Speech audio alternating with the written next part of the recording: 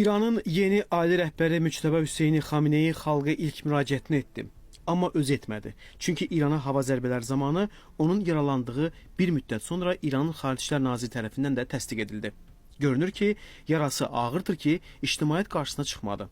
Dövlət televiziyası vasitəsilə çatdırılan fikirləri yarası qədər ağır oldu. Düşməndən təzminat tələb edəcəyik. İmtina etsələr onların aktivlərini müsadirə edəcəyik. Bu da mümkün olmasa, həmin ekvivalentdə olan əmlaklarını məhv edəcəyik. Mən qonşularımıza ərazilərində olan ABŞ bazalarını mümkün qədər tez bağlamağı məsləhət görürəm. Hörmüz boğazını bağlamaq üçün vasitələrdən istifadəyə davam etməliyik. Müharibə davam edərsə, düşmən üçün həssas olan digər cəbhələrin açılması strateji maraqlar nəzərə alınmaqla nəzərdən keçiriləcək.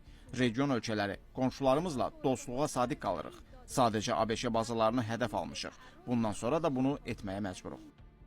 Bu fikirləri eşidən Amerika Birləşmiş Ştatları və İsrailin hansı addımlar atacağına nəzər salmaq lazımdır. Trump sosial media hesabında paylaşım edərək bildirdi ki, biz İranın terrorçu rejimini hərbi, iqtisadi və digər cəhətdən tamamilə məhv edirik. Netanyahu'da fikir fərqli olsa da məqsəd eynidir. Müçtəbə Xameneyi üzünü ictimaiyyət qarşısında göstərə bilmir və mən soruşuram, onun taleyi necə olacaq? Həmçinin Hizbullah lideri Naim Qasımın taleyi necə olacaq? Cavab verirəm, mən bu terror təşkilatlarının heç bir liderinə həyat sığortası verməzdim.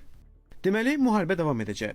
Çünki nə İsrail, nə Amerika Birləşmiş Ştatları, nə də İranın yeni ali lideri dayanacaq kimi görünmür. Ona görə də maraqlıdır. Müçtəbə Xameneyi nə dərəcədə güclüdür ki, İsrail və Amerika Birləşmiş Ştatlarına qarşı döyüşə bilsin.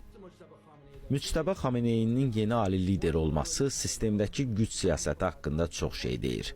Deməli, hələ də sərt xətt tərəfdarları üstünlük təşkil edir. Müçtəbanın özünə gəldikdə birincisi o İslam ideologiya sistemindən çıxıb. Ruhani olmasına baxmayaraq əslində kəşfiyyatçıdır. Sepaha çox yaxındır. Daxildə və xaricdə düşmən hesab etdiklərinə qarşı güc tətbiqinə inanan biridir. Onu tanıdığımız 20 ilə yaxın müddətdə hər hansı islahatçı fikri olmayıb. Deməli, yolundan dönməyəndir. Lakin bir məsələ var ki, qarşısında Amerika Birləşmiş Ştatları və İsrail kimi böyük güc var. İstədikləri vaxt ölkənin hava məkanına təyyarə ilə gəlib bombalayıb gedirlər. Hələ daha böyük güc tətbiq edəcəyik, deyirlər. Üstəlik, müharibənin ilk günündə həmin bu ali lideri vurub yaraladılar. Yəni, Müçtəba lider vəzifəsinə belə yaralı vəziyyətdə başlayır. Müçtəbanın bu müharibədən sağ çıxıb çıxmayacağını belə bilmirik. Hətta ailəsini, atası Əli Xameneyini hava zərbələrində itirib. Trump Müçtəbanı bəyənmədiyini açıq şəkildə bildirdiyi üçün onu öldürməyə çalışacaqlar. Müçtəba yaralı olduğu müddətdə tam səlahiyyətə qərar qəbul etmə, sonra onlara nəzarət etmə imkana malikdirmi? Yəqin ki, yox. O, müqavimət mesajı göndərən simvolik bir liderdir. Liderlərin küncə sıxışdırıldığı indiki şəraitdə Tehranın məqsədinə çata biləcəyi aydın deyil. Aydınlaşdırmalı daha bir məsələ olur ki, İranın daxilində sadi insanlar nə düşünürlər? İranlı Müçtəbanın yarasına İranlılar dərman olacaqlar? Yeni ali liderləri ilə vəziyyəti necə görürlər? Ölkə müharibə vəziyyətindədir. Hərbi və iqtisadi sahələrdə lazımi hazırlıqlar görülüb. Onlar zərbə endirirlər. Biz də cavab veririk. Liderimiz dedi ki, gələcək çox parlaqdır və ona etibar edirik. Biz bu çətinlikləri keçəcəyik. Həyatın sakit olduğunu, heç nə baş vermədiyini deyə bilmərik. Hamı həyəcan içindədir. Bu qədər dağıntı və bir çox geriləmə olub. ABŞ və İsrailin hava hücumlarında bu qədər insan öldürülüb. Biz şoka düşmüşük və çox qəzəbliyik. Son 2-3 gündür ki, bazara, işə qayıdırıq. İlk günlə müqayisədə müştərilərin sayı və küçələrdə piyada axını biraz artıb. İnşallah tezliklə normal vəziyyətə qayıdacağıq.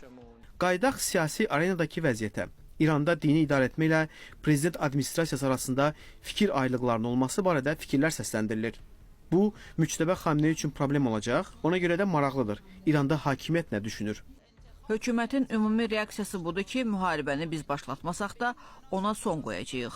Ayətullah Seyid Müçtəbə Xameneyinin seçilməsi həyata keçirilən eyni siyasətin davam etdirilməsi və İranın güclənməsi yolunda gedəcəyimiz deməkdir.